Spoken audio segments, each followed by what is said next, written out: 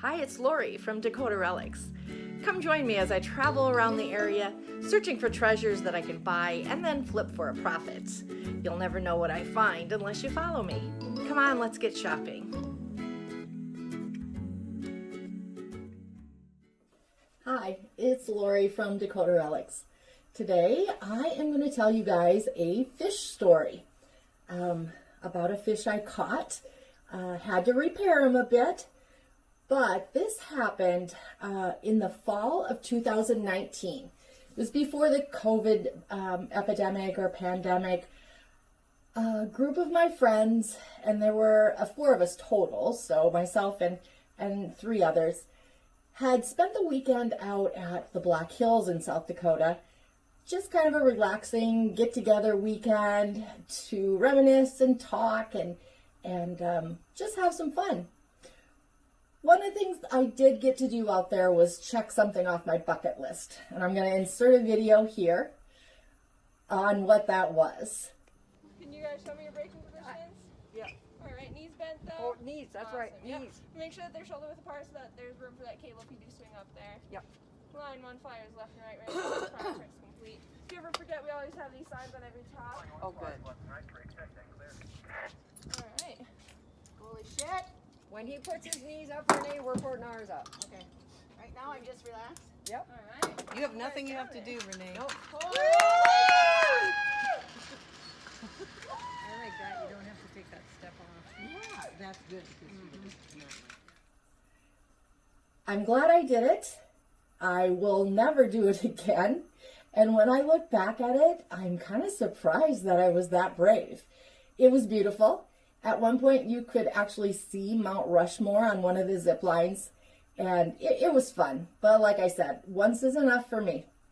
So the next day, there was a garage sale that I had seen in the local newspaper that I had picked up, and I asked if the other girls would want to go with me. And it turned out that we spent that next whole day garage sailing. We found a lot of good finds. As we were driving down the road, we saw a garage sale sign with an arrow.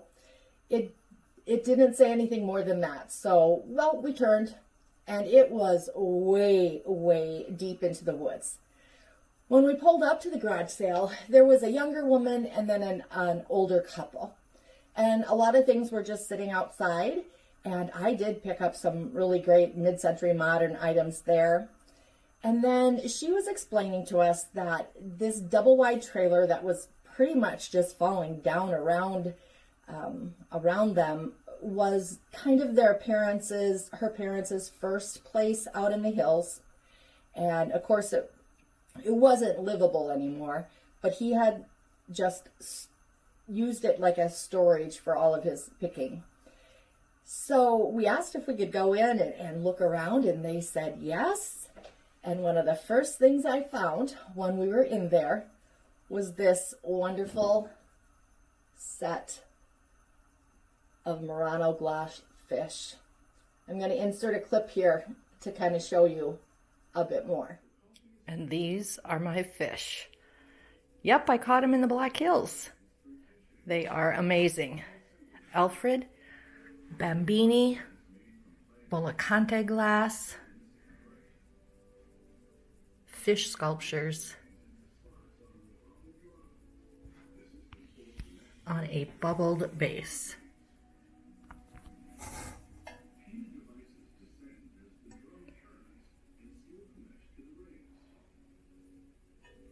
Murano glass is one of the more high-end glass made in Italy, and Alfred Barbini, definitely one of their more famous artists.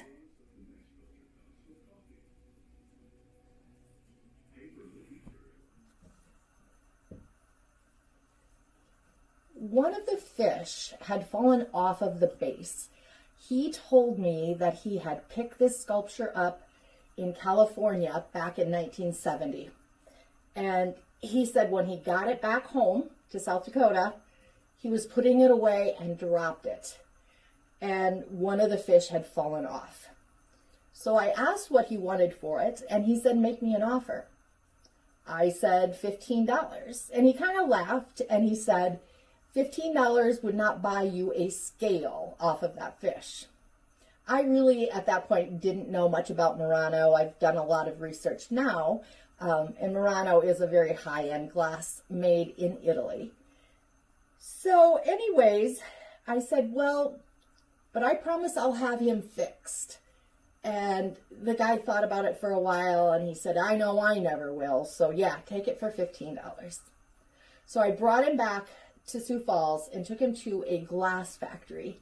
And they were easily able to refuse the fish back onto his base. I guess it was a clean break where he probably had been applied before, you know, in the original state. So you can't even tell that he ever was broken off there. There may be just one small chip on the inside of where they fused it back together, but not noticeable at all. So it did cost me, I think, $39 to have that fused back together. So I do have just a bit over $50 into this sculpture. But let me show you some of the comps I found while doing my research. First of all, it is attributed to Alfredo Barbanini. He is a great glass blower out of Murano, Italy. And while his items are usually not signed, I've found enough of these that I am sure that that is who made this sculpture. It does have Bolacanti bubbles in it, which means controlled bubbles, which is a process when they're blowing the glass, they actually put the bubbles in the glass with a pattern. It also has the gold flecking in it, which is supposed to be kind of a special thing too.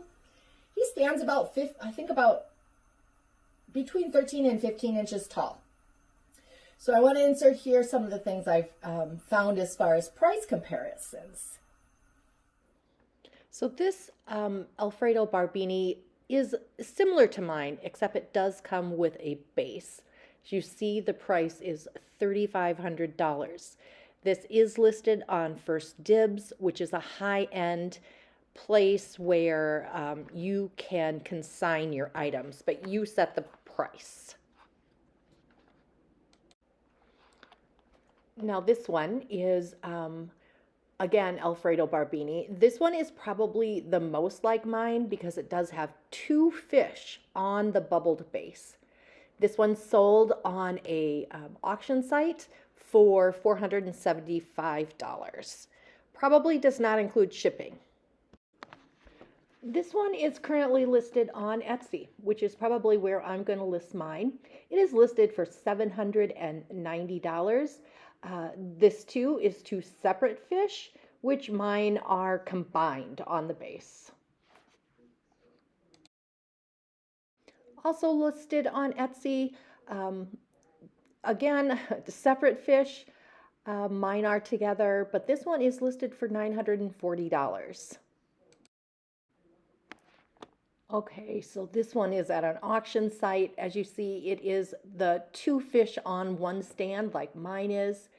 It had an estimate of $300 to $500 and it sold for $391.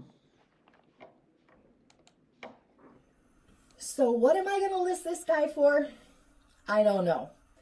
You know, the prices are all over the place. I know there are collectors for these items. I think I'll probably list him on Etsy around the $500 mark. He is going to be at least $50 to ship, and the packaging is going to be quite extensive. But I think at $500, he would be a good buy. So that's kind of the end of my fish story. Not a fish story you usually hear when you're reselling or thrifting, but still a good fish story nonetheless. You just never know what you're going to find when you go out thrifting.